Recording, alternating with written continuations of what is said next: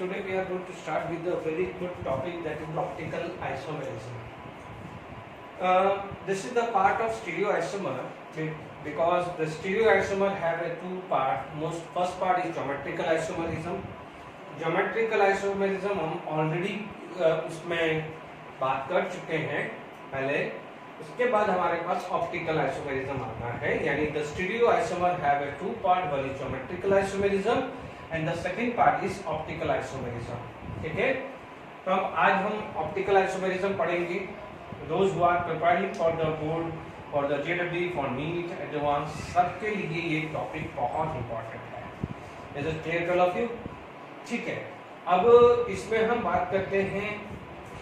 देखिए, हम जब ऑर्डिनरी लाइट की बात करते हैं, जो भी हमारे घरों में बल्ब है, ट्यूबलाइट है, एलईडी है, आप चीजों को समझिए कि जैसे हम स्विच ऑन करते हैं तो क्या होता है कि जो पूरी की पूरी जो लाइट है थ्रू आउट द रूम या थ्रू आउट द सेक्शन जहां पर वो लाइट जलाई है हमने, वो पूरा थ्रू आउट रूम में वो फैल जाती है. एक पर्टिकुलर जगह तो नहीं होती ना. आप कंपेयर करें डे टू डे लाइफ में, तो आप देखेंगे क्या हो जाएगा, सोडियम लैंप यानी जो भी बल्ब है हमने जलाया तो वो पूरी की पूरी चारों तरफ वो फैल रही है, यानी वो चारों तरफ फैल गई है. ठीक है, अब क्या होता है कि सपोज उसी लाइट को, उसी ऑर्डिनरी लाइट को हम इसको क्या बोल सकते हैं, वी कैन टेक इट, इसको हम क्या बोल सकते हैं कि ऑर्डिनरी लाइट. क्या बोलेंगे? Ordinary light. Is it clear? अब this ordinary light is passing from the polarising filter. अब पोलराइजिंग फिल्टर बहुत सारे होते हैं, जैसे कई बार आप पढ़ोगे तो निकॉल प्रिज्म पढ़ोगे, कैल्साइट आ जाएगा, कैल्साइट का भी बना होता है. ठीक है, प्रिज्म टाइप होता है. उसमें से यदि ये पास होता है, यहां पर आप देखेंगे here the vibration occur in all direction. Vibration occur in all direction. Vibration occur in all direction. Here the vibration, यदि मैं इसकी बात करूं तो वाइब्रेशन जो है occur in one direction. occurs in one direction. क्या है vibration occur in one direction? तो अब आप देखो, यदि vibration occur in one direction है तो इस लाइट का नाम क्या बोल सकते हैं? Plane polarized light.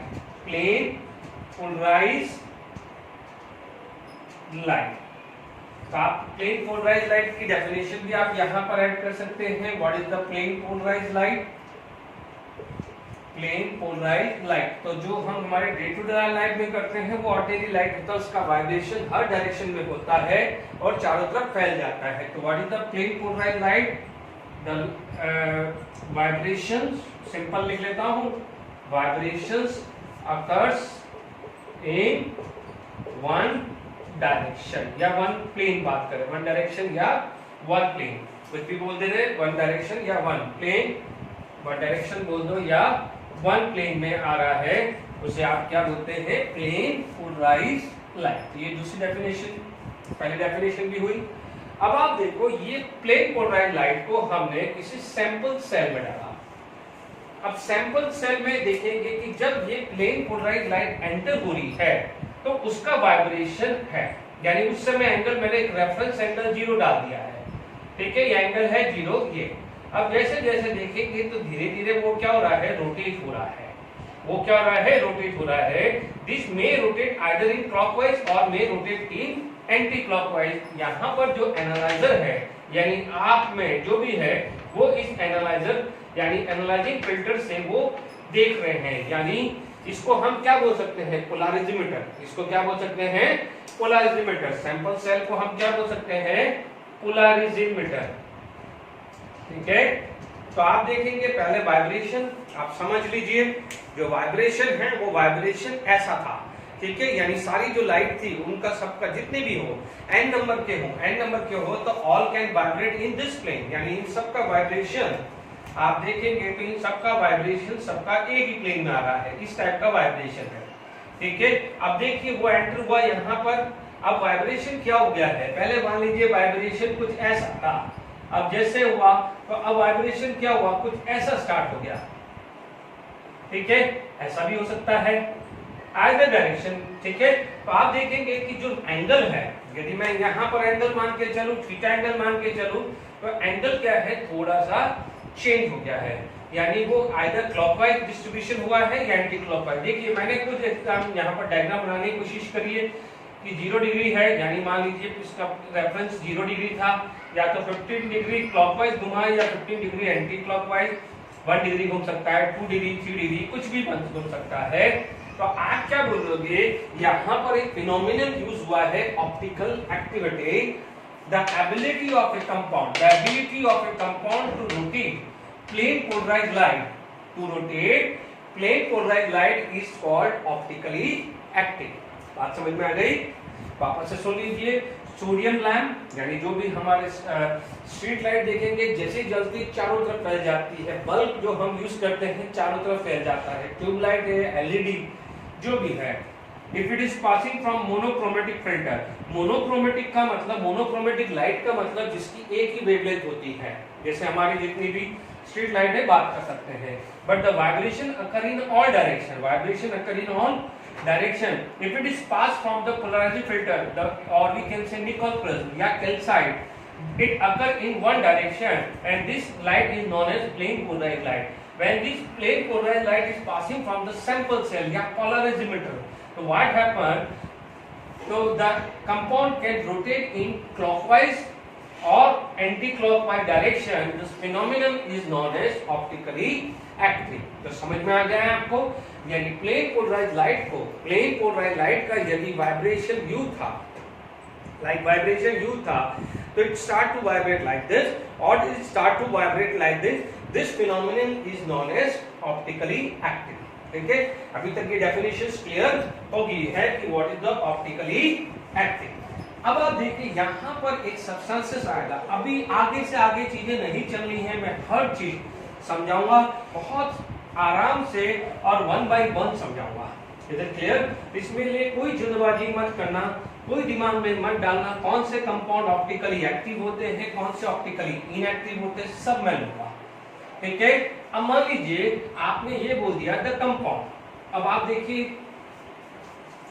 Next definition आ जाएगी, आपकी डेफिनेशन आ जाएगी ऑप्टिकली एक्टिव कंपाउंड। ठीक है, what next definition is optically active compound. तो अब आप देखिए what is optically active compound, the compound which rotate plane polarized light, which rotate plane polarized light। ठीक है, सिंपल है, the compound which rotate plane polarized light is known as optically active compound। अब आप देखो the classification, यहां पर एक classification हम करते हैं। ठीक है, पहला जो क्लासिफिकेशन जो आता है उसे हम बोलते हैं डेक्स्ट्रोटेटरी, स्पेलिंग देख सकते हैं, और यहां पर आप बोल सकते हैं लेवोरोटेटरी, है ना, डेक्स्ट्रोरोटेटरी एंड लेवोरोटेटरी। अब मान लीजिए यहां पर आपके पास डेफिनेशन आई डेक्स्ट्रोरोटेटरी और लेवोरोटेटरी। अब आप देखिए द कंपाउंड विच रोटेट, मान लीजिए आपके पास ओरिजिनली रेफरेंस ये था, ओरिजिनली रेफरेंस ये था। ठीक है, यानी यहां पर हमने 0 एंगल माना। अब मान लीजिए उसका रोटेशन ऐसा हो गया, यानी it start to rotate like this, it start to rotate like this, यानी इसका वाइब्रेशन, यानी हमने हमारे एनालाइजर से ऐसा देखा, या हमारे ऐसा भी हो सकता है, हमारे एनालाइजर से ऐसा भी देख सकते हैं, दोनों में से हो सकता है ना, ये भी हो सकता है या ये भी हो सकता है। तो अब आप देखिए यहां पर जो थीटा है ये क्या हो गया है क्लॉकवाइज, और यहां पर जो थीटा है वो क्या हुआ है एंटी क्लॉकवाइज। ठीक है ना, यानी इसका ओरिजिनली वाइब्रेशन यू था, ओरिजिनली वाइब्रेशन जैसे मान लीजिए ऑप्टिकली एक्टिव है, उसका ओरिजिनल वाइब्रेशन हम यू मान ले, it can be vibrate plane polarized light का वाइब्रेशन हम ऐसा मान ले, तो इसकी बजाय ये ऐसा आ गया क्लॉकवाइज, या ऐसा हो सकता है, क्योंकि हम बोल रहे हैं ना कि द कंपाउंड विच रोटेट, तो rotate can be done in A clockwise और एंटी क्लॉकवाइज डायरेक्शन। तो अब आप देखिए the compound which rotate plane polarized light clockwise direction. ये definition लिख देना. Clockwise direction it is known as dextrorotatory compound. Dextrorotatory spelling देख लीजिएगा, dextrorotatory. ठीक है, compound which rotate plane polarized light in anti-clockwise direction it is known as levorotatory. तो definition आप लिख लेना. The compound which rotate plane polarized light in clockwise direction dextrorotatory. The compound which rotate plane polarized light in anti-clockwise direction it is known as levorotatory. Is it clear to all of you? अब आप देखो इसको यहाँ पर plus और small D से denote करते हैं. कैपिटल डी आएगा आगे, capital D and capital L आएगा. ध्यान रखना, I am talking about only small D and plus. तो कैपिटल डी और एल बाद में आएगा, बहुत टाइम बाद आएगा. यहाँ पर आएगा स्मॉल एल और माइनस. ठीक है, या तो प्लस से या स्मॉल माइनस से आएगा. एक चीज नोट कर लेना, मैं बार बार आगे यूज करूंगा. आप प्लस या माइनस ये कैलकुलेट कर रहे हैं या ये कैलकुलेट कर रहे हैं, दोनों में से जो भी कैलकुलेट कर रहे हैं, आप सिर्फ एनालाइजर से देख के ही पता कर सकते हो कि वो प्लस जाएगा या माइनस जाएगा. आप स्ट्रक्चर देख के नहीं पता कर सकते. मान लीजिए आपके सामने कोई कंपाउंड आ गया और आपसे ये पूछा जाए कि ये क्लॉकवाइज घुमाएगा या एंटी क्लॉकवाइज घुमाएगा, तो it is impossible to see a structure of a molecule. हाँ, उससे ये पता चल जाता है कि वो ऑप्टिकली एक्टिव है या नहीं है, वो पता कर सकते हैं. बट वो क्लॉकवाइज घुमाएगा या एंटी क्लॉकवाइज घुमाएगा वो हम पता नहीं कर सकते.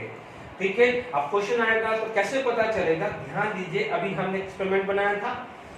Ordinary light passing from the polarizer filter, यानी nickel pills start to vibrate in a one plane, and if it is passing from the sample cell, जो एनालाइजर ने क्या देखा था, यानी आप क्या बोलोगे कि जब भी आपको ये पता करना है कि ये कंपाउंड डेक्स्ट्रोरोटेटरी है या ये कंपाउंड लेवोरोटेटरी है, तो मेक श्योर सिर्फ और सिर्फ ओनली एक्सपेरिमेंट. ये ध्यान रखना, मैं जो बोल रहा हूँ ये फिर बाद में एंड में गड़बड़ी मत कर देना.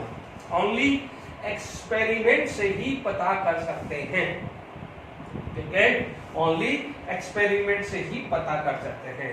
बच्चों, अभी जस्ट थोड़ी देर पहले मैंने एक वर्ड यूज किया था कि हम स्ट्रक्चर को देख के एनालिसिस करते हैं कि ऑप्टिकली एक्टिव है या नहीं. जल्दबाजी मत करो, आगे आगे जैसे चलेगा तो मैं आपको सिखाऊंगा कि कैसे प्रिडिक्ट करते हैं. ये लंबा चीज है, ये सारी चीज लंबी है. ये चैप्टर को बहुत पेशेंस से करना, तभी आएगा, क्योंकि इसके इतने अच्छे क्वेश्चंस होते हैं, आप खुद देखेंगे. तो इसलिए सिस्टमैटिक बिल्कुल मतलब स्लोली चीजों को चलेगा. मैं सब सिखाऊंगा, मैं आपको बताऊंगा किसको ऑप्टिकली एक्टिव बोलते हैं और किसको optically inactive, but one by one हम करेंगे. तो यहाँ तक क्लियर हो गया ऑप्टिकली एक्टिविटी क्या होती है, ऑप्टिकली एक्टिव कंपाउंड क्या होता है, प्लेन पोलराइज्ड लाइट क्या होती है, ऑर्डिनरी लाइट क्या होती है, डेक्स्ट्रोरोटेटरी, लेवोरोटेटरी, प्लस और डी या माइनस और एल कैन बी मेजर या एनालिसिस या प्रेडिक्ट ओनली बाय एक्सपेरिमेंट. ठीक है, यहाँ पर आगे मैं नॉमेनक्लेचर बताऊंगा तो कैपिटल डी कैपिटल एल बनाऊंगा. तो capital D and capital R different चीज, वो अलग है, ध्यान दीजिएगा. ठीक है, तो यहाँ पर हमारे पास ये चीज आ गई है. अब हम नेक्स्ट टर्म्स यूज करते हैं. ठीक है, ओके. नेक्स्ट टर्मिनोलॉजी हम बात करते हैं स्पेसिफिक रोटेशन. अभी हम लोगों ने पढ़ा है कि plane polarized light can rotate either in theta in clockwise direction और theta in anti clockwise direction. Done. अब मान लीजिए आपके पास जो भी सैंपल है, सैंपल के अंदर जो भी आपने कंपाउंड लिया है उसका कंसंट्रेशन कुछ भी हो सकता है. उसकी जो पोलरिटी की जो लेंथ है वो भी क्या हो जाएगा, अलग अलग हो सकती है. ठीक है, तो जो हम रोटेशन देख रहे हैं, तो हम एक्सपेरिमेंटली जो रोटेशन देखा, मान लीजिए 3 डिग्री आया या 2 डिग्री आया या 15 डिग्री आया, तो आप क्या बोलोगे कि वो रोटेशन हमने ऑब्जर्व किया है. सेम सॉल्यूशन रखा, कंसंट्रेशन अलग रखा या लेंथ अलग हो गया, तो जो रोटेशन कैन बी चेंज, वो रोटेशन क्या है वो चेंज होगा. तो अब आप देखिए, जैसे आप लोगों ने थर्मोडायनामिक में पढ़ा होगा या नर्स इक्वेशन में ई सेल पढ़ा होगा, तो E cell for any electrode it can be vary because it depend upon various parameter. Enthalpy of a reaction it can be vary because it depend upon various parameter.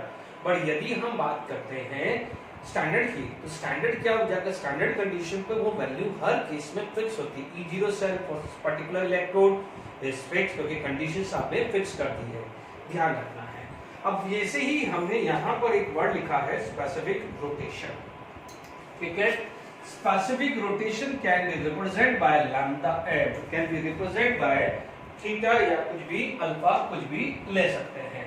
कई बार क्या होता है, alpha भी आता है या थीटा भी आता है. तो आपने क्या लिख दिया है, अल्फा. लैम्डा जो था वो वेवलेंथ ऑफ द लाइट, क्योंकि आप लाइट जा रही है. T is the temperature equal to theta, this is the observe, जो हमने ऑब्जर्व किया है, upon length into concentration. Length into concentration, ये कंसंट्रेशन किसका आ जाएगा, concentration of solution. What is L? L is the length of polarimeter. Polarimeter का length होता है. अब आप है यहाँ पर एक चीज ध्यान रखना है, unit will play a very important role. ठीक है, length is the wavelength, T is the temperature, length wavelength angstrom या नैनोमीटर में है. हालांकि ये तो सिर्फ रिप्रेजेंटेशन के लिए है. एंड दिस वैल्यू जो आएगी वो आएगी डिग्री में. ये किसमें आएगी, डिग्री में. जैसे 30 डिग्री, 12 डिग्री, है ना, वैसा आएगा. Length of polarimeter is decimeter, and we know that 1 decimeter is equal to 10 centimeter. And यहाँ पर concentration की यूनिट आएगी ग्राम पर ml. बहुत इंपॉर्टेंट है, ग्राम पर ml या ग्राम पर cc आएगा. This observed rotation can be varied if you are going to change the length and concentration of solution, but the specific rotation is always be constant for a particular solution. यहाँ पर एक चीज दे रहा हूँ मैं, अभी आपको इसके बाद एक क्वेश्चन लूंगा, यहाँ पर एक नोट करके लिख लीजिए, ठीक है. ध्यान दीजिएगा, अभी मेरा ये इंट्रोडक्शन है. जब मैं एनेंशियम और डायस्ट्रीमर बता दूंगा तो ऑप्टिकल प्योरिटी या ऑप्टिकल परसेंटेज आएगा, तो वहां पर वापस ये फॉर्मूला मैं लूंगा. और ये स्टार्टिंग है तो अपन इसका यूज कर रहे हैं. नोट करके रख देना है कि specific rotation is independent on length and concentration of solution. Is it clear? ये इंपॉर्टेंट पॉइंट है, ये कर देना है. कई बार क्या होता है कि दो सॉल्यूशन है, ठीक है, दोनों सॉल्यूशन की जो पावर है, मान लीजिए जिसको अपन बोलते हैं ना पोलराइजिंग पावर या रोटेटिंग पावर है. अच्छा, एक मिनट मैं थोड़ा सा मैं आपको याद दिलाता हूँ. आप लोगों ने कई बार देखा होगा कि जब भी कोई भी वाटर स्पोर्ट्स होते हैं, तो भी आप ध्यान रखना, वाटर स्पोर्ट्स होते हैं या मान लीजिए कभी भी क्रिकेट मैच होते हैं, डे नाइट में होते हैं या मॉर्निंग, मतलब आज का डे में, मोस्टली देखेंगे कि जो फील्डर्स होते हैं वो पोलराइजिंग ग्लास यूज करते हैं. क्या यूज करते हैं, पोलराइजिंग ग्लास यूज करते हैं, जिससे क्या हो जाएगा, उनको फील्डिंग करने में इजी होता है. या स्पेशली जो वाटर स्पोर्ट्स में होते हैं वो उसमें पोलराइजिंग ग्लास होगा. ये ऐसा नहीं है कि वो फैशन कर रहे हैं, ये ध्यान रखना, वो कोई फैशन नहीं कर रहे, उसका रीजन होता है. ध्यान दीजिए, मैं चलो मैं एक सबसे इजी जो तरीका है वो आपको समझाता हूँ. जैसे मान लीजिए आप कभी भी आप ऐसे हिल स्टेशन पे घूमने गए हैं, ठीक है, और मान लीजिए हमने कोई ग्लास नहीं लगाया है, तो अब आप देखेंगे तो जो आपके पास दो साइड से लाइट आ रही है, ठीक है, तो एक और ये है, एक तो वाटर से रिफ्लेक्शन होकर आप पे लाइट आ रही है और एक सनलाइट से लाइट आ रही है. आपके पास वाटर से रिफ्लेक्शन होकर आ रही है और सनलाइट से आ रही है. तो आपको जो नीचे चीजें हैं, कई बार आप देखोगे कि पानी के अंदर कोई चीज है तो दिखने में प्रॉब्लम आएगी, क्योंकि आपको दो साइड से लाइट आती है, एक तो डायरेक्ट सनलाइट से आती है और वाटर से रिफ्लेक्ट होकर लाइट आती है. अब आप एक चीज सोचिए कि वाटर स्पोर्ट्स है तो वहां पर क्या हो जाएगा, जब ये वाटर स्पोर्ट्स चल रहा है तो काफी फिश आ सकती है, कुछ स्टोन्स आ सकते हैं, कुछ ऐसी चीजें आ सकती हैं, तो एक्सीडेंट होने के खतरा बढ़ जाता है. खतरा बढ़ जाता है, तो फिर क्या करते हैं, what they use the polarizing lens या पोलराइजिंग ग्लास यूज करते हैं। उससे क्या हो जाता है कि जो वाटर से रिफ्लेक्ट होकर जो लाइट आ रही होती है वो स्टॉप हो जाती है।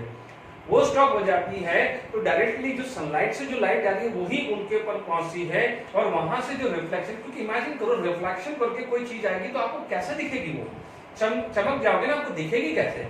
चीजें को समझिए, तो जो पोलराइजेशन कंसेप्ट है वो समझ में आएगी नहीं आपको।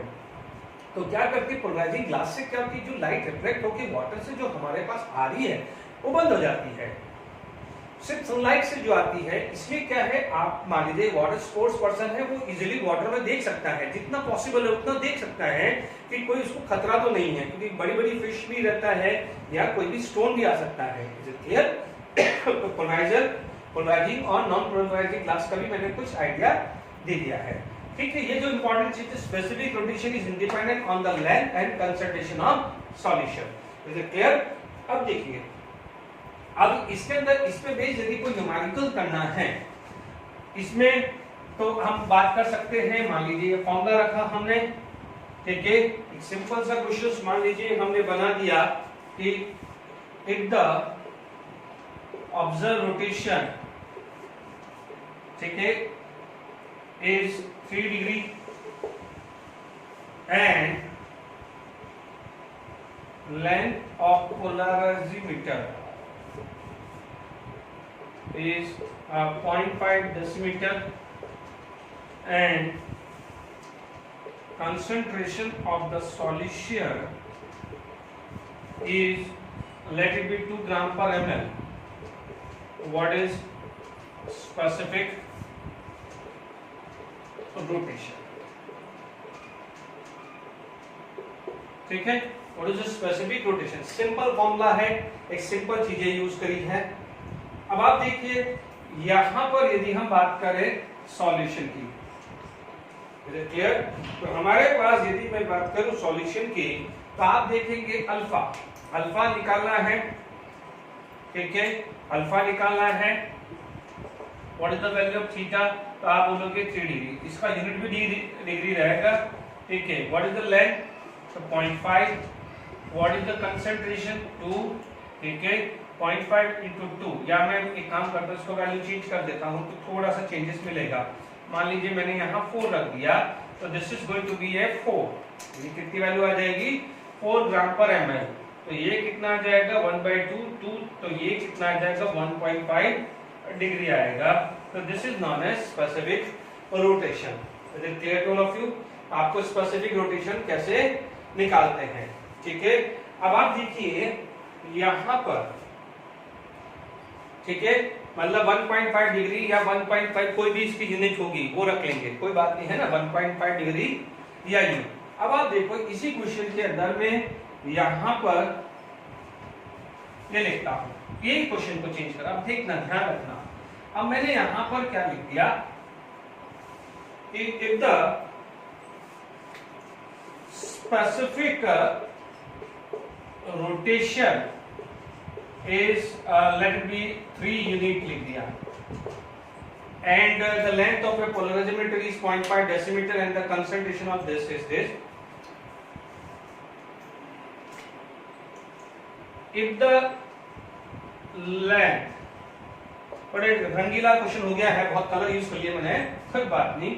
If the length of polarimeter become half and concentration of the solution and temperature remain constant, what is the value of specific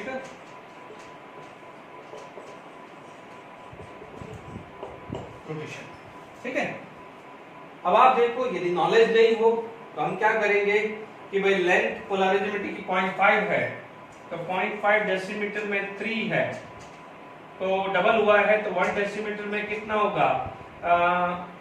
कुछ हम कर देंगे 6 कुछ कर देंगे, या मान लीजिए 6 कर देंगे या इसको हाफ कर देंगे, कुछ भी हम इसमें अंदर चेंजेस कर देंगे, क्योंकि आप बोलोगे कि सर लेंथ चेंज हुआ है तो 3 की यूनिट चेंज होगी। Is it clear? तो हम यही करेंगे, ठीक है, ओके, यहाँ तक समझ में आया आपको? अब सुनो, ये क्या वैल्यू है? Specific rotation. क्या पूछा है? Specific rotation. क्या चेंज किया है? लेंथ चेंज करी। क्या चेंज किया है? लेंथ चेंज किया। अभी मैंने क्या नोट करवाया था? मैंने नोट करवाया था कि स्पेसिफिक रोटेशन, ऑब्जर्व रोटेशन नहीं लिखवाया था बच्चों। Specific rotation is independent on length and concentration of solution, यानी जो वैल्यू यही है finally this become. Is it clear? यानी आप कितना भी लेंथ चेंज कर दो, कितना भी कंसंट्रेशन चेंज कर दो, specific rotation remain fixed value because it is independent on the length and concentration of solution. दोनों चीज सिखा दी आपको।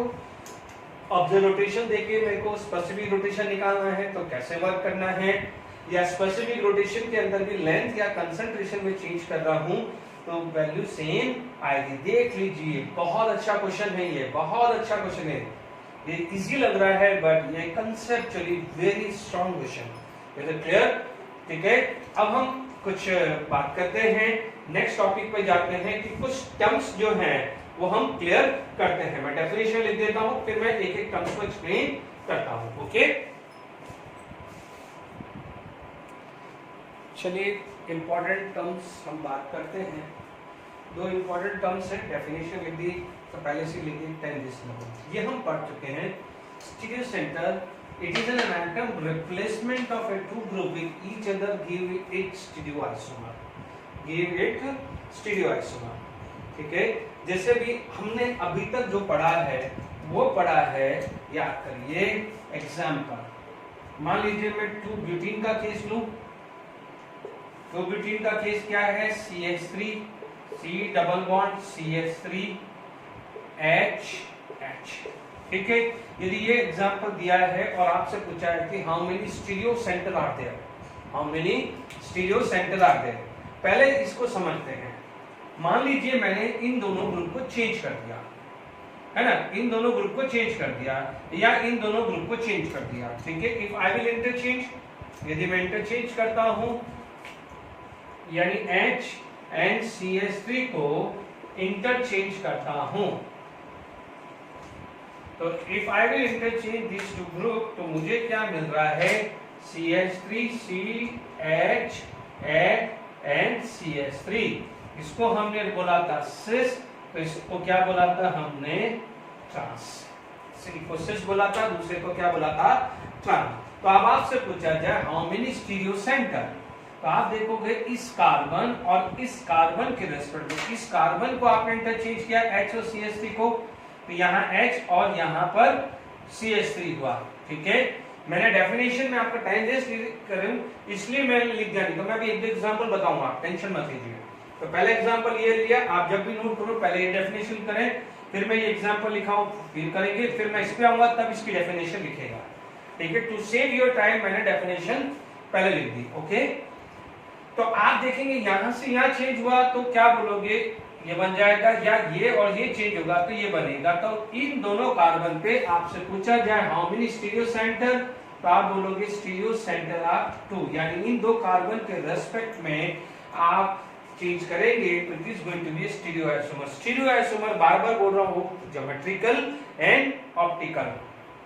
ठीक है, ज्योमेट्रिकल एंड ऑप्टिकल। तो अब आप देखिए यहां पर दूसरा, यदि हम एग्जांपल लें इसी केस के अंदर, आप इसी केस के अंदर आपने एग्जांपल लिया, ठीक है, तो आपके पास यदि यहां पर देखें,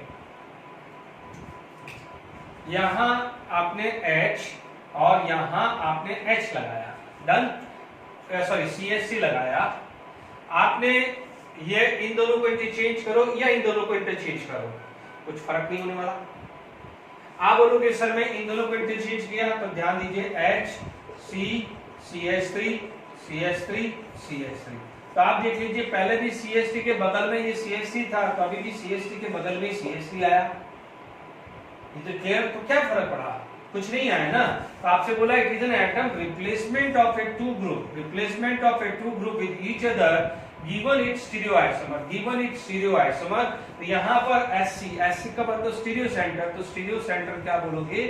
0। स्टीरियो सेंटर क्या बोलोगे? 0। आप इसको भी, इसको रख के ये चेंज करते हैं तो ये CH3 ऊपर चला जाएगा, तो फर्क क्या हुआ? कुछ नहीं फर्क हुआ ना। ये और ये में क्या फर्क है? ये और ये में कोई फर्क नहीं है। हम क्या बोल रहे हैं? स्टीरियो सेंटर यानी कोई भी दो ग्रुप को चेंज करने पे आपको डिफरेंट स्टीरियो आइसोमर मिलने चाहिए, उसे हम बोलते हैं स्टीरियो सेंटर बोलते हैं। Is it clear to all of you? आई बात में आपको स्टीरियो सेंटर हमने बात करी है। Is it clear? तो हमने थोड़ा सा ये बात करी है स्टीरियो सेंटर, हालांकि हमने ज्योमेट्रिकल आइसोमर में बात कर चुके थे। जैसे और एग्जांपल एक्सटेंड करते हैं हमारा स्टीरियो सेंटर का। मान लीजिए हमारे पास ये केस आ गया, ठीक है, ज्योमेट्री में। तो ये क्या हो जाएगा? This two are stereo centre की बात करें तो ये 2 आ गया स्टीरियो सेंटर, 2 कार्बन हुए ना। और आप इसमें पूछे कि how many geometrical isomer are, geometrical isomer यदि आपसे पूछ ले तो आप बोलोगे हाउ मेनी ज्योमेट्रिकल आइसोमरिज्म, तो आप बोलोगे 2। कैसे 2 बोलोगे? एक सिस 2 ही होगा ना आपके पास, एक सिस होगा तो दूसरा क्या होगा? ट्रांस होगा कि नहीं होगा? One is cis another is trans, यानी दोनों या तो क्या होगा? सेम साइड होंगे या दोनों अपोजिट साइड होंगे, इसके अलावा तो पॉसिबल नहीं। ये नहीं है, ये बच्चों जैसा मत करो, ऊपर वाला नीचे वाला। Is it clear? 2 पॉसिबिलिटी, या तो ये दोनों के दोनों सेम साइड होंगे या दोनों अपोजिट साइड होंगे। याद करिए, थोड़ा सा रिकॉल करिए, मैं एक हल्का सा स्ट्रक्चर बना देता हूं तो याद आ जाएगा।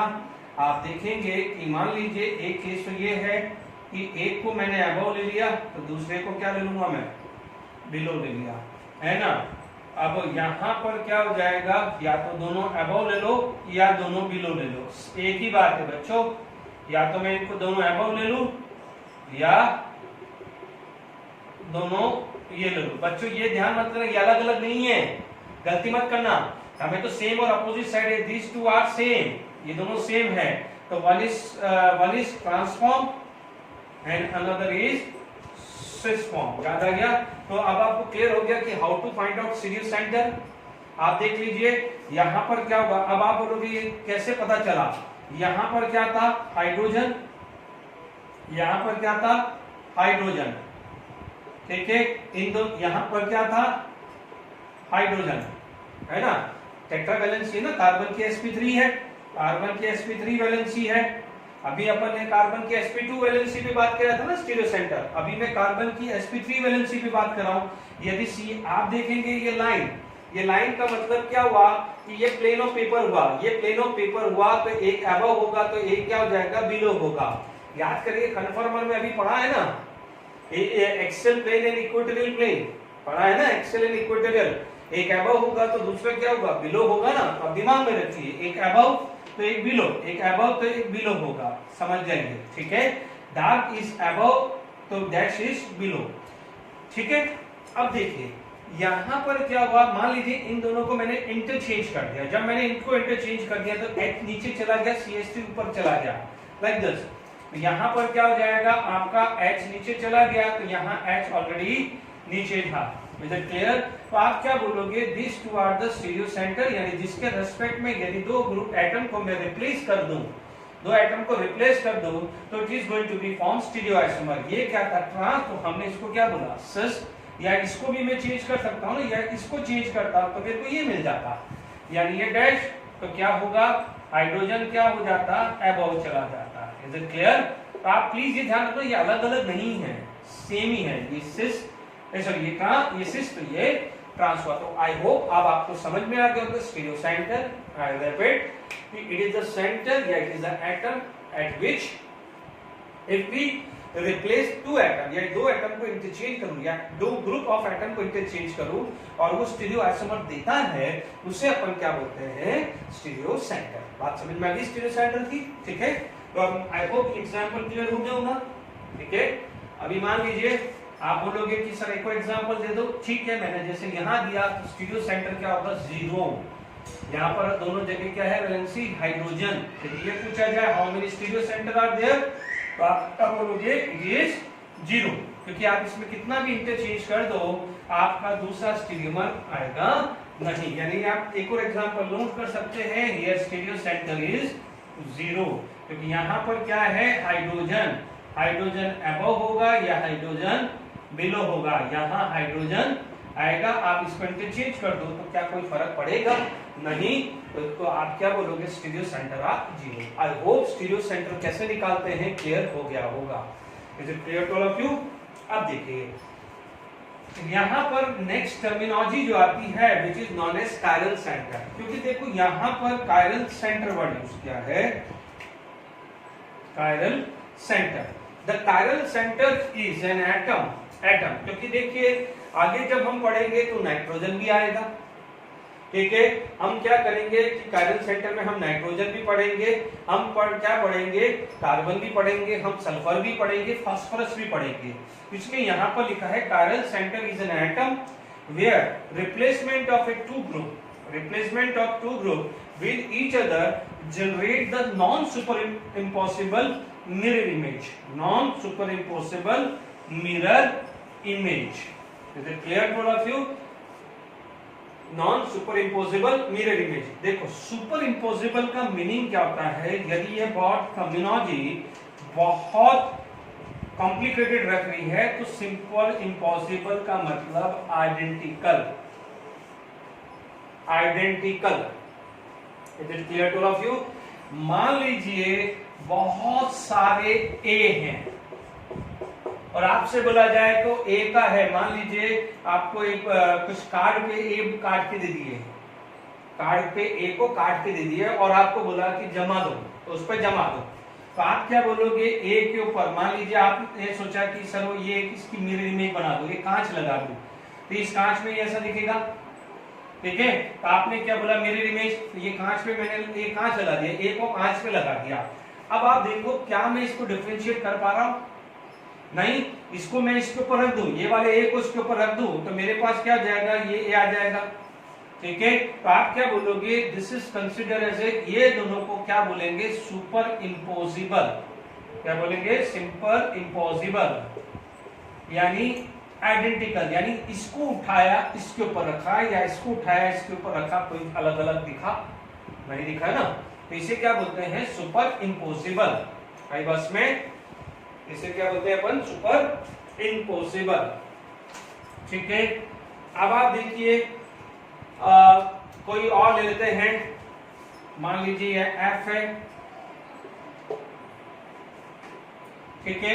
आप इसको उठा के रखो, अब आप उसको ऊपर उठा के रखो, तो मान लीजिए आपने ये ऐसा एफ था, अब इसको ऊपर उठा के रखा तो आपको कुछ ऐसा दिखा,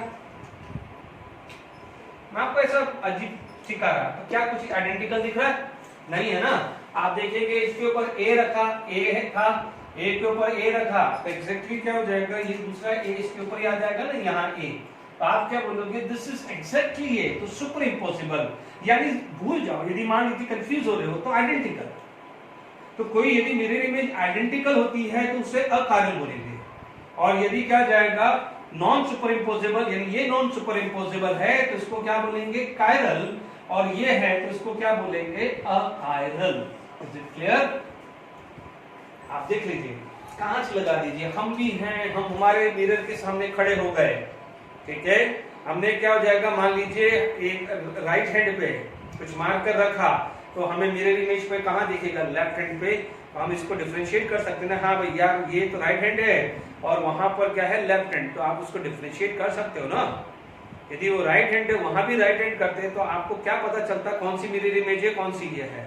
is it clear to all of you? तो ध्यान से समझ लीजिए, हालांकि मिरर इमेज का खुद का मीनिंग ही यही होता है कि अलग अलग दिखना, बट ठीक है, डेफिनेशन में आ गया है, कोई बात नहीं, आप इस पे ध्यान दो। यदि है ना, ये आपको क्या है, मिरर इमेज नहीं दिख रही, ये मिरर इमेज दिख रही है। जब मिरर इमेज दिख रही है तो ये अलग अलग काउंट होंगे, ये अलग अलग काउंट होंगे, तो उसे क्या बोलते हैं, कायरल। क्या बोलते हैं, कायरल। और यदि अलग अलग नहीं काउंट होते हैं तो उसे क्या बोलते हैं, अकायरल। बात समझ में आ गई कि नहीं आ गई? पहला कायरल और अकायरल का मतलब समझ में आ गया। अब देखो यहां पर एक वर्ड आता है, जैसे मान लीजिए मेरे पास एक एग्जांपल है,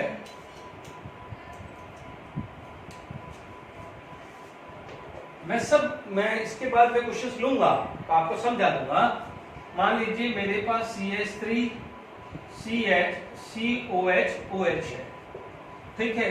अब मान लीजिए मेरे पास यदि मैं मार्क करता हूं कि भाई इस कार्बन को कायरल बोलेंगे या नहीं बोलेंगे, तो आप देखेंगे ये कार्बन है, ठीक है, ये मान लीजिए COH है, ये मान लीजिए OH है, ये H है और ये मान लीजिए CH3 है, ठीक है। मैंने ऐसा डायग्राम बनाया, इसका मिरर इमेज बनाया तो मुझे OH और COH और H और CH3, ठीक है ना। मैंने क्या करा, इन दोनों को इंटरचेंज कर दिया, ये OH यहां ले लिया, H यहां ले लिया ना मैंने। ऐसा नहीं है कि मैं कांच लगा रहा हूं बच्चों, मैं कांच नहीं लगा रहा हूं, ऐसा नहीं कांच, मैं सिर्फ बता रहा हूं कैसा है। मैंने क्या करा, आपके पास तो ये दो मॉलिक्यूल समझे ना, आपको देखे ये मॉलिक्यूल्स और ये मॉलिक्यूल, तो आप क्या बोलोगे, इसको मैंने यहां कर दिया, इसको मैंने यहां कर दिया, है ना। तो अब मैं क्या अज्यूम करूं कि मैंने क्या करा, इन दोनों को कंपेयर किया। अब मैंने इन दोनों को जब कंपेयर किया तो मुझे क्या दिखा है, दोनों के दोनों मुझे क्या दिख गए हैं, मिरर इमेज। क्या दिख गया मुझे, मिरर इमेज। इन दोनों को मिरर इमेज है और ये दोनों क्या हो जाएगा, non super impossible. Non super impossible है ना, देख लीजिए। इसे क्या बोलते हैं, कायरल सेंटर, यानी ये कार्बन क्या हो गया है, कायरल सेंटर हो गया है, ठीक है। अब आप देखो, क्योंकि ये कार्बन था तो इसको क्या बोलते हैं, कायरल कार्बन। और यदि कोई और होता नाइट्रोजन, सल्फर या फास्फोरस होता तो उसे हम क्या बोल देते, कायरल एटम बोल देते। क्या बोलते, कायरल एटम। देखिए या अब आप देखिए, यदि ये लैंग्वेज में बड़ा कंफ्यूजन आ रहा है तो सबसे बड़ी आप ध्यान दीजिए, what is the chiral centre. Chiral centre में आप देख लीजिए इस एटम की 4 वैलेंसी, जैसे कार्बन है 4 valency. If all 4 valency are different, बहुत सिंपल समझा दिया है ये। मैंने पहले टेक्निकल डेफिनेशन ले ली, ठीक है। अब मैंने क्या है, हमारी सिंपल लैंग्वेज ले ली। If all the 4 valency of carbon या if all the 4 valency of other atom like nitrogen, phosphorus, sulfur are different, this is known as chiral center and that atom is known as chiral atom. If it is carbon, so we can say chiral carbon. Is it clear? तो I hope chiral carbon की definition clear होगी है। chiral center एक general term है, यदि कोई atom है तो उसको chiral atom बोलेंगे और यदि कार्बन है तो उसको क्या बोलेंगे, कायरल कार्बन बात करें। Is it clear to all of you? तो यहाँ पर जैसे भी ये कायरल कार्बन आ गया है, अभी मैं आपको एक और एग्जांपल देता हूँ। तो कायरल कार्बन आ गया है, इसको स्पेलिंग मिस्टेक हो गई। यहाँ पर आप देखेंगे कायरल एटम बोल सकते हैं, इसको बोल सकते हैं असिमेट्रिक। हालांकि अभी मैं असिमेट्रिक, डायस्ट्रिक में सिमेट्रिक भी लूंगा, बट अभी फिलहाल के लिए तो ये ले लो। और एक आता है स्टीरियोजेनिक,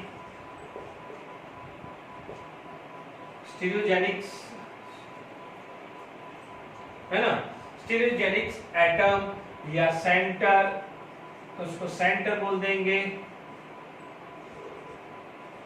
और इसको सेंटर बोल देंगे। और यदि ये कार्बन होगा तो chiral carbon, asymmetric carbon and stereogenic carbon बोल देंगे। मैंने जनरल लिख दिया है एटम, क्योंकि वो नाइट्रोजन, सल्फर, फास्फोरस, कार्बन कुछ भी हो सकता है। तो कायरल एटम भी बोल सकते हैं, असिमेट्रिक भी बोल सकते हैं या स्टीरियोजेनिक। कल को बोले कि which of the following is stereogenic carbon, तो कंफ्यूज मत होना, we are going to find out chiral carbon.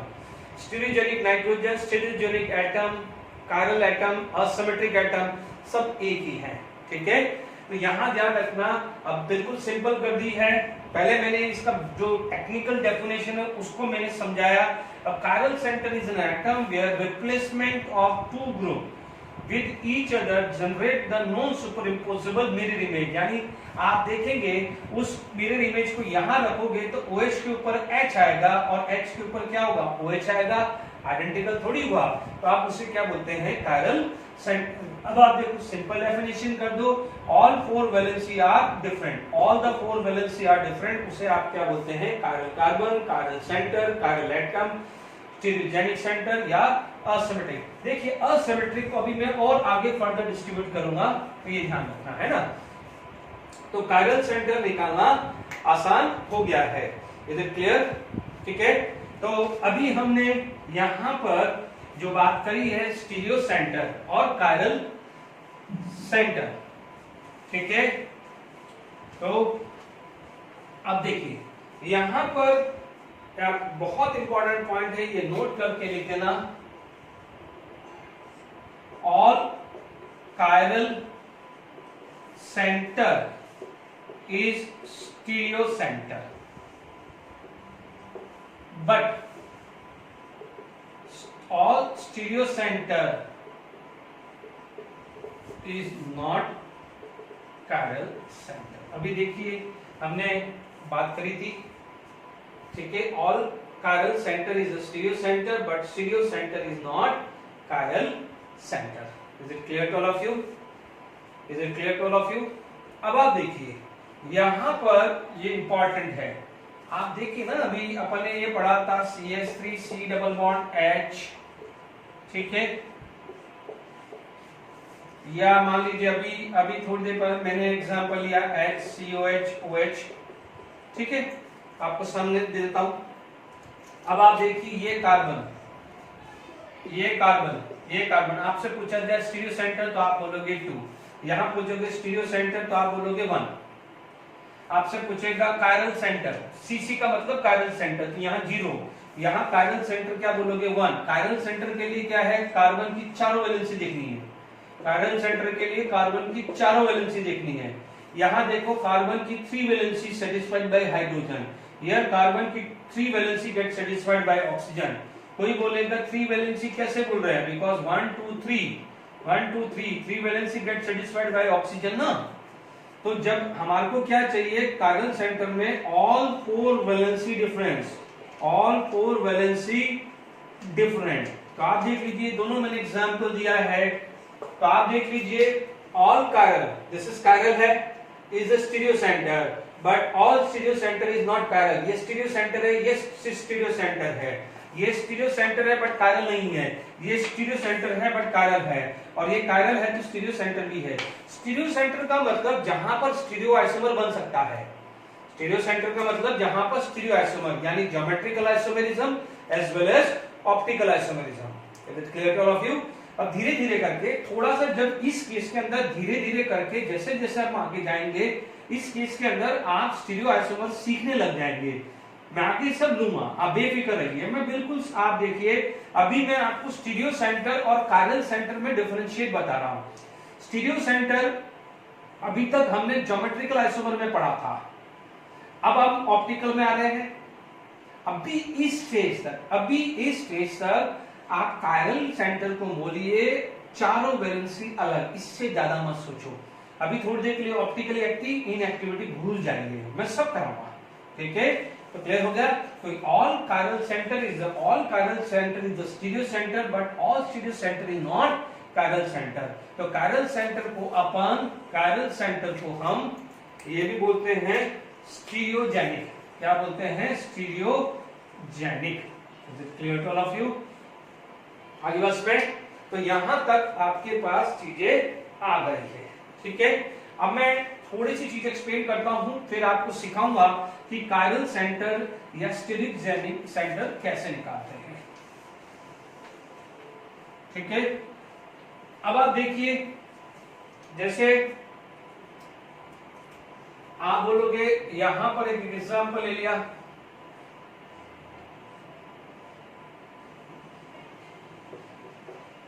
और आपसे पूछा जाए हाउ मेनी स्टीरियो सेंटर, तो आप देख लीजिए, इसको उल्टा कर दीजिए, तो आपको क्या हुआ, इसको चेंज करने पे क्या कुछ फर्क आएगा? नो। तो आप क्या बोलोगे? Stereo centre 0। Is it clear to all of you? Stereo centre क्या हो जाएगा, 0 आ जाएगा। Is it clear to all of you? अब मान लीजिए दूसरा एग्जांपल लिया,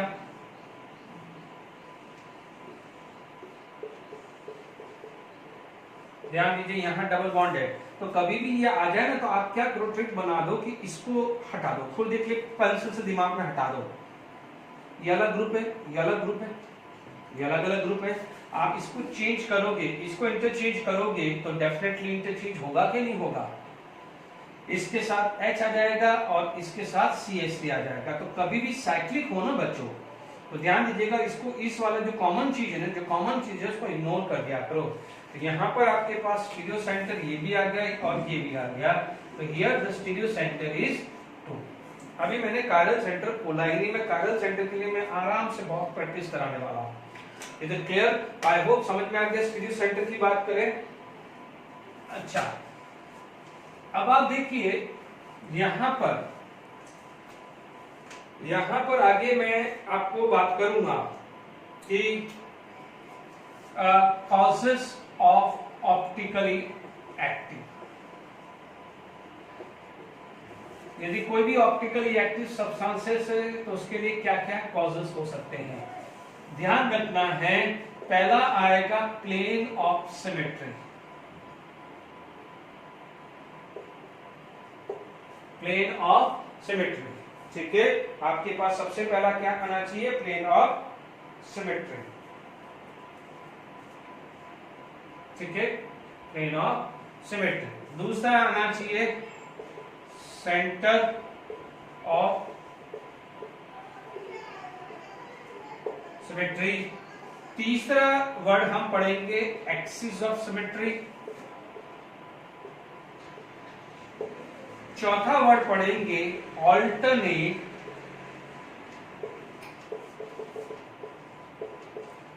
ठीक है। जैसे जैसे आगे चैप्टर पढ़ेगा, यानी मैं जब कायरल कार्बन के बाद, मोस्टली कायरल कार्बन निकालना सीखने के बाद मैं इनको डिस्कस करूंगा, ठीक है, क्योंकि मुझे कुछ चीज डिस्कस करनी है। 2 डेफिनेशन मैं अभी वर्ड यूज कर चुका हूं, एसिमेट्रिक, डायसिमेट्रिक, इसलिए मैंने यहां लिखा। अब आप देखो आपके पास सबसे है, मतलब क्या क्या चीजें आ सकती है कॉजेस ऑफ ऑप्टिकली एक्टिव। पहला चीज, यदि मान लीजिए optically active substances, optical active substances जिसको हम कायरल भी बोलते हैं, क्या बोलते हैं, कायरल। आपसे पूछा जाए विच of the following chiral carbon, which of the following is chiral carbon, यानी कायरल कार्बन का मतलब जिसकी चारों वैलेंसी अलग है, पहले चीज। और विच of the following is chiral molecules, तो कायरल मॉलिक्यूल्स या कायरल का मतलब ऑप्टिकली एक्टिव है। Is it clear? ये ध्यान रखना है। देखो मैं आगे जब बात करूंगा कि कायरल कार्बन होते हुए भी ऑप्टिकली इनएक्टिव होता है या बिना कायरल कार्बन के भी ऑप्टिकली एक्टिव होता है, ये आगे मैं लेने वाला हूं, तो इसीलिए मैं अभी ऐसा ऐसा चीजें समझा रहा हूं। ऑप्टिकली एक्टिव सब्सटेंसेस इसको क्या बोलते हैं, कायरल मॉलिक्यूल्स भी बोलते हैं, ठीक है, इन दोनों को है। तो ये ध्यान रखना, ये क्या होना चाहिए, ठीक है, उसमें इसको मैं शॉर्ट फॉर्म बोलूंगा POS, COS, AOS और AAOS, है ना, बार बार पूरा लंबा नाम नहीं लिखूंगा। Plane of symmetry, centre of symmetry, axis of symmetry, alternate axis of symmetry. तो ध्यान दीजिए ऑप्टिकली एक्टिव, तो POS, COS, AAOS ये नहीं होना चाहिए। ऑल्टरनेट ऑफ सिमेट्री हो या ना हो चलेगा, है ना, ये हो या नहीं होगा चलेगा, ठीक है, पर ये तीनों नहीं होने चाहिए। यानी आप क्या बोलोगे, डेफिनेशन बराबर से लिख देना, the substances does not possess any symmetry, यानी आप क्या बोलोगे, substances does not possess plane of symmetry, center of symmetry, axis of symmetry, alternate axis of symmetry हो या नहीं हो चलेगा, बट मैं क्या है कंफ्यूजन नहीं हो इसलिए मैं रिमूव कर देता हूं। तो आप बोलोगे, यानी हम आगे जब क्वेश्चंस आएंगे, यानी जब कायरल कार्बन निकाल देंगे plane of symmetry, centre of symmetry, axis of symmetry, alternate axis of symmetry जब कंप्लीट कर देंगे तब हम एक मॉलिक्यूल्स लिखेंगे और उसमें चेक करेंगे कि क्या ऑप्टिकली एक्टिव है या इनएक्टिव, तो सब चेक करना पड़ेगा। इजी है, ठीक है ना। इसीलिए मैंने क्या कहा है, इसमें पेशेंस रखिए पढ़ना। ठीक है, यहां तक क्लियर हो गया। तो फर्स्ट डेफिनेशन क्लियर हो गई है कि व्हाट इज द दिस। तो अब आप देखिए, यानी आपके पास कंडीशन, यदि मैं पूछूं what is the condition required for optically active substances, यदि मैं यहां पर लिखूं condition for optically active, condition for optically active substances, तो आप बोलोगे plane of symmetry, centre of symmetry and axis of symmetry. ध्यान रखना, जब मैं सॉलिड स्टेट पढ़ाऊंगा तो मैं बता दूंगा इन दोनों को मिला के 23 एलिमेंट ऑफ सिमेट्री होता है। कितना? 23 एलिमेंट ऑफ सिमेट्री होता है ना। इसको मैं plane of symmetry, centre of symmetry, यानी किसी भी क्रिस्टल में और axis of symmetry, not alternate, ये आपका आता था 9, ये आता है 13 और ये आता है 1, इसको मिला के आता है 23 एलिमेंट ऑफ सिमेट्री। ठीक है, ये सॉलिड स्टेट में डिस्कस करूंगा, है ना, ये सॉलिड स्टेट में हम डिस्कस करेंगे, या अभी टाइम मिलेगा तो मैं ये डिस्कस भी कर दूंगा, बट जब मैं टॉपिक पे आऊंगा तब मैं बात करूंगा। ठीक है, तो इनमें से ये नहीं होना चाहिए। अब आप देखो, प्लेन ऑफ सिमेट्री नहीं होना चाहिए, सेंटर ऑफ सिमेट्री नहीं होना चाहिए, ऑल्टरनेट एक्सिस ऑफ सिमेट्री नहीं होना चाहिए, एक्सिस ऑफ सिमेट्री में और में नॉट, ये चलेगा, मतलब ओके, यानी आपको देखा जाए तो ये क्राइटेरिया नहीं, एक्सिस ऑफ सिमेट्री चेक कर लो होगा या नहीं होगा, उससे मुझे क्या मतलब है। तो आप क्या करो, मेन 3 डाल दीजिए, में और में नॉट। Is it clear? तो सब्सटेंसेस का कंडीशन आ गई। तो धीरे धीरे समझ में आ रहा है, कायरल कार्बन अलग चीज है और कायरल मॉलिक्यूल्स अलग चीज है। आगे हम, ठीक है, तो यहां तक क्लियर हो गया। अब आपके पास जैसे अपन ने ये पढ़ा था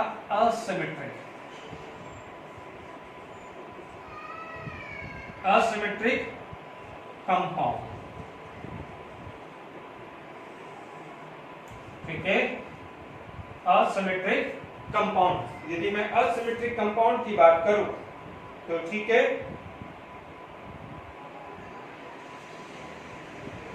देखिए असिमेट्रिक कंपाउंड और डाइसिमेट्रिक,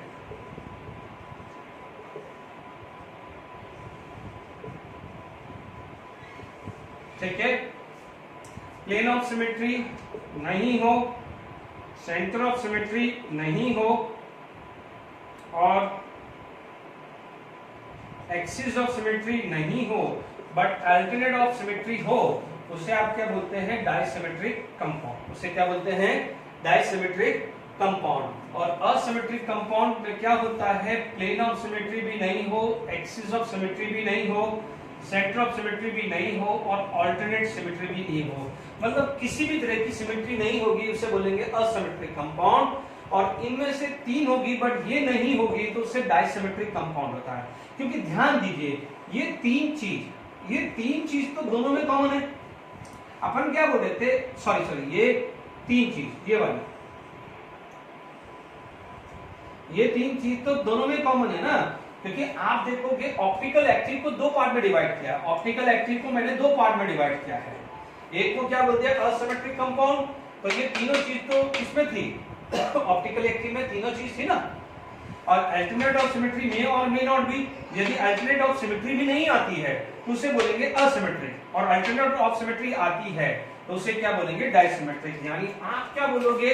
ऑप्टिकली एक्टिव 2 पार्ट में डिवाइडेड, एक क्या जाएगा? असिमेट्रिक, एक क्या बोलेंगे? Dissymmetric. आप बोलोगे POS, COS, AOS and AOS, ठीक है। आप क्या बोलोगे? इसमें नहीं चलेगा, ये भी नहीं चलेगा, क्योंकि ये तीनों कंडीशन तो हमारे को ऑप्टिकली एक्टिव सब्सटेंसेस के लिए चाहिए ही चाहिए, बट ये मिल जाए उसे क्या बोलते हैं? डाई सिमेट्रिक बोलते हैं। It is clear to all of you. यहाँ तक क्लियर हो गया है? आगे बस में तो अब आपको ऑप्टिकली एक्टिव के बारे में भी चीजें क्लियर हो गई होगी। यहाँ पर एक चीज ध्यान रखना है, ठीक है, तो यहाँ पर एक क्लियर हो गया है।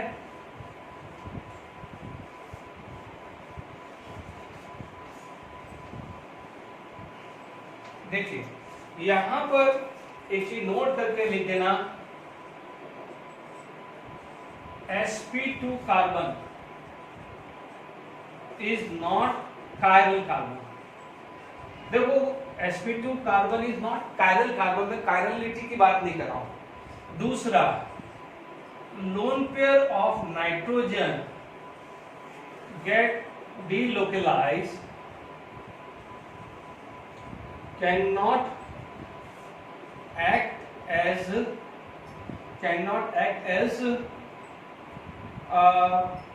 chiral atom। जैसे मान लीजिए आपके पास अभी ये बताया था CH3 C double bond CH3 HH, ये sp2 कार्बन है, तो ये कायरल कार्बन नहीं है। तो कायरल कार्बन नहीं है तो क्या बोलेंगे? कायरल कार्बन नहीं है। ये दोनों कायरल कार्बन नहीं है ना? स्टीरियो सेंटर हो सकते हैं बट कायरल सेंटर नहीं हो सकते हैं। जैसे मान लीजिए RCO एंड RH, ठीक है ना? होता क्या है, नाइट्रोजन में यदि ये वैलेंसी अलग अलग होती है, यानी फास्फोरस में, नाइट्रोजन में तो अभी हमारे पास अमाइन है, जैसे ये लोन पेयर है, तो this is going to be delocalized, this is going to be a delocalized, ठीक है। तो अब ये जो नाइट्रोजन है ये कायरल एटम नहीं है, तो ये खासकर नाइट्रोजन में ध्यान रखना। यस, यदि ये R1, ये R2, R3 और H और ये प्लस हो, ठीक है, तो अब आप देखो चारों वैलेंसी अलग अलग है, all the four valency are different, all the four valency are different, तो इसको क्या बोलेंगे? Chiral atom. क्या बोल देंगे इसको? Chiral atom. तो आपने ये एग्जांपल क्लियर हुआ 1 2 ये 3। तो अभी हम बात करेंगे, इज इट क्लियर? 1 बाय 1 मैं कायरल एटम निकालना सिखाऊंगा। तो अभी कुछ आइडिया है, थोड़ा सा रिकॉल कर दूं। हमने क्या पढ़ा है? ऑप्टिकली एक्टिव पढ़ा है, ठीक है। उसके बाद हम लोगों ने ये पढ़ा कि what is the chiral carbon, chiral atom, ठीक है, कायरल मॉलिक्यूल्स। बार बार रिपीट कर रहा हूं, chiral atom, chiral carbon is differ than chiral molecule. Chiral molecules is optically active, जिसके अंदर plane of symmetry, centre of symmetry, alternate axis of symmetry नहीं होनी चाहिए। घबराओ मत, है ना, मैं सब सिखा दूंगा।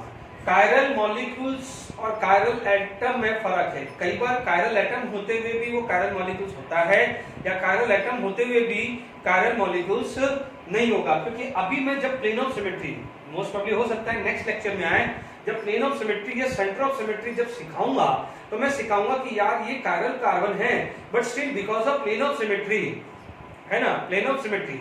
और एक चीज ध्यान रखना, प्लेन ऑफ सिमेट्री होने की वजह से वो क्या बन जाता है? Optically inactive. तो ध्यान रखना है, ऑप्टिकल एक्टिव के लिए तीनों कंडीशन होनी जरूरी नहीं है।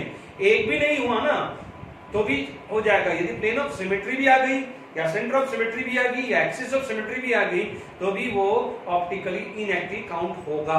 Is it clear? ये रिपीट कर रहा हूं, ठीक है। तो it does not possess this thing, ठीक है। अब मैं कुछ क्वेश्चन डिस्कस करता हूं, ओके। चलिए हम निकालते हैं how to find out the chiral centre. Chiral centre या कायरल कार्बन या कुछ है, मैंने मिक्सअप दे दिया है।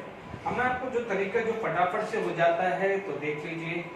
जैसे ये कायरल है, शक्ल देखते ही पता चल जाएगा कि इस carbon, because this have a 3 valency satisfied by hydrogen, C double bond O है। तो आप देखिएगा 1 valency, 2 valency and 3 valency, and hydrogen is 4 valency, hydrogen is 4 valency, all the 4 valency are different. तो यहाँ पर कायरल कार्बन या chiral centre कितना हो गया है? 1। क्लियर? आप देख लीजिए 3 valency gate satisfied by hydrogen, तो वो कायरल सेंटर नहीं होगा। यहाँ पर C डबल बॉन्ड O है, तो जब डबल बॉन्ड है तो it is assume that it is bonded 2 time with oxygen. तो हमें क्या चाहिए, all the 4 valency should be different, this is the way, all the 4 valency should be different, this is known as chiral centre, carbon होगा तो chiral atom. जो फटाफट से हो जाए तो देख लीजिए। अब आप देखिए यहाँ पर मैं बात करूं, मैं I am talking about the phosphorus. देखिए फास्फोरस का देखिए ये सिग्मा है, ये सिग्मा, ये सिग्मा, ये सिग्मा, चारों सिग्मा अलग अलग है, पाई नहीं काउंट करते हैं। ध्यान दीजिए फास्फोरस सल्फर में पाई काउंट नहीं करते हैं, ठीक है। ये चारों सिग्मा अलग है, ठीक है। तो जब फास्फोरस है तो कायरल सेंटर कितना हो गया है 1, और ये ऑप्टिकली एक्टिव है, ये ऑप्टिकली एक्टिव है, ठीक है। क्योंकि जब एक कायरल सेंटर होता है, क्या होता है, एक कायरल सेंटर होता है तो there is no chances of either of plane of symmetry या centre of symmetry. Is it clear? ये मैं आगे मैं जब बताऊंगा तो मैं अभी से लिखा रहा हूं। यहां देखिए sigma sigma sigma and lone pair, ध्यान दीजिए ये डीलोकलाइज नहीं हो रहा, this lone pair is not going to be delocalise. जैसे नाइट्रोजन में डीलोकलाइज होता है तो can not act as a chiral. तो यहां पर आप देखो दीज आर द 4 डिफरेंट, ये अलग है, R1 अलग है, R2 अलग है, ये सिग्मा जो है ऑक्सीजन अलग है, और लोन पेयर ये चौथा काउंट होगा। नाइट्रोजन में लोन पेयर काउंट नहीं होता है, वो अमाइन इन्वर्जन मैं सिखाऊंगा एंड में, तो वहां पर ध्यान रखना। तो ये लोन पेयर काउंट होगा एज ए 1 थिंग, तो 1 2 3। क्योंकि आप देखिए ना, आप देखेंगे कि जब इसका अरेंजमेंट आप चेंज करेंगे तो it is going to be change, ठीक है। तो आपके पास क्या हो जाएगा, दिस इज कायरल सेंटर 1, ठीक है। तो सल्फर फास्फोरस में खास ध्यान रखना कि लोन पेयर को भी आप 4th वैलेंसी लेनी है, नाइट्रोजन में नहीं ले, वो अमाइन इन्वर्जन में सिखाऊंगा। अभी थोड़ी देर के लिए नाइट्रोजन को साइड में कर दीजिए, इज इट क्लियर? ऑक्सीजन क्यों नहीं लेते, बिकॉज ऑक्सीजन की 2 लोन पेयर होते हैं, ठीक है।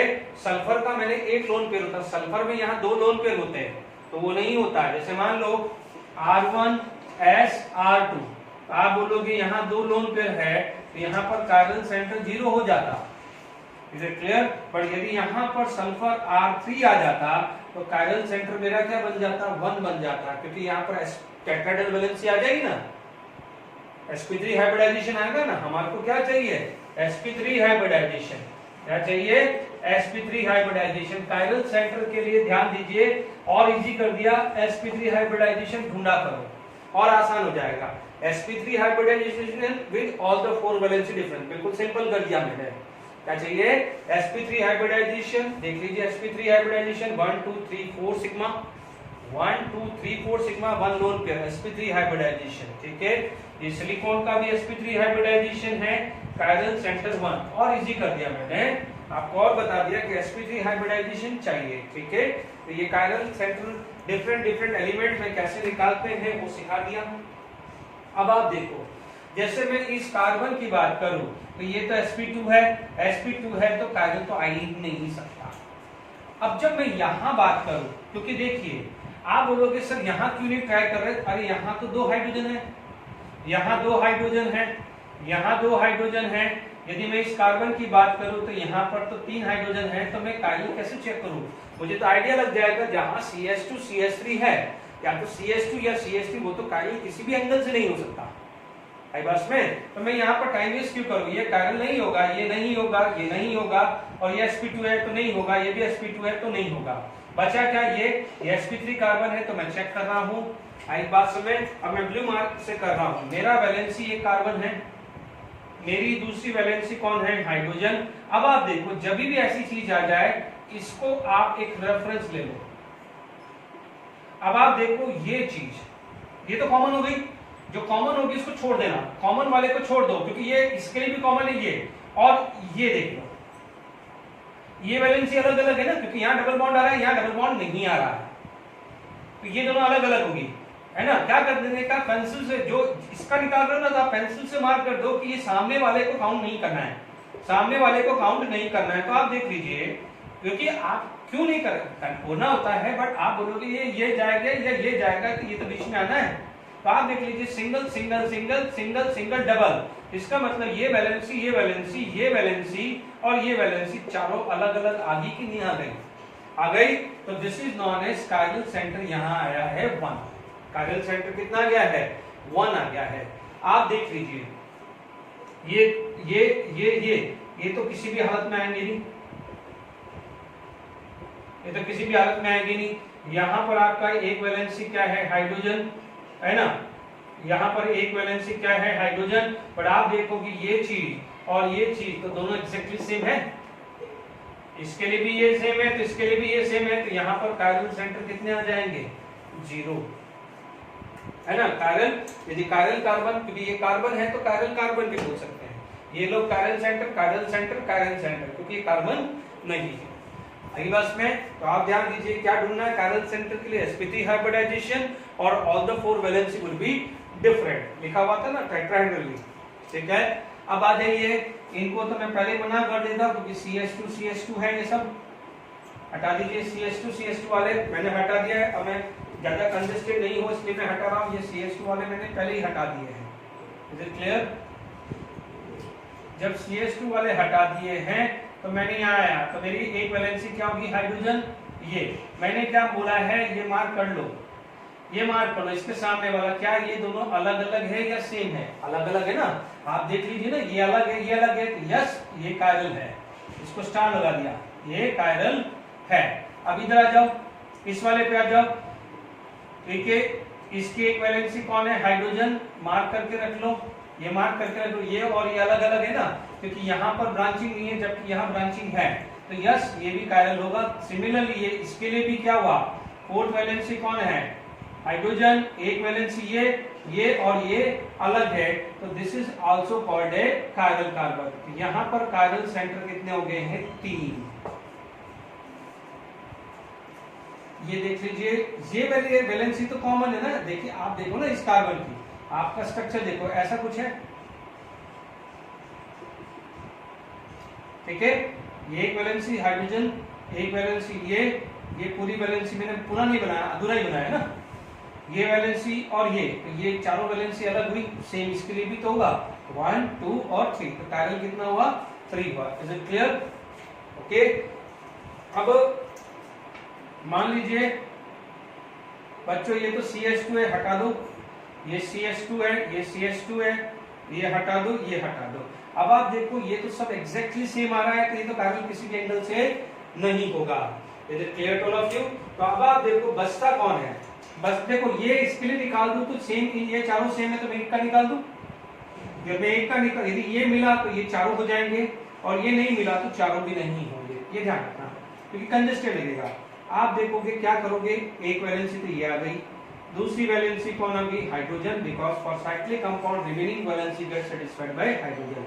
क्या तरीका बताया है, मार्क कर दूं, क्या ये दोनों सेम है, अलग अलग है ना, यहाँ तो पूरा का पूरा एक ग्रुप आ गया, यहाँ पर ये आ गया ना, तो 1 2 3 4, तो यहाँ पर ये कायरल आ गया, तो सेम एग्जैक्टली ये भी कायरल आ जाएगा, ये कायरल और ये कायरल, तो यहाँ पर कायरल सेंटर कितने आ जाएंगे 4, है ना। तो अब आज के लेक्चर में जो है वो मैंने आपको ये समझाया है, जब मैं नेक्स्ट लेक्चर स्टार्ट करूंगा तो कुछ थोड़े से अच्छे वाले और अच्छे लेवल के मैं डिस्कस करूंगा कायरल कार्बन निकालना, क्योंकि ये क्वेश्चंस बनते हैं, फिर उसके बाद हम नेक्स्ट टॉपिक में बात करेंगे। आई होप ये चीज क्लियर होगी। Okay, thank you very much.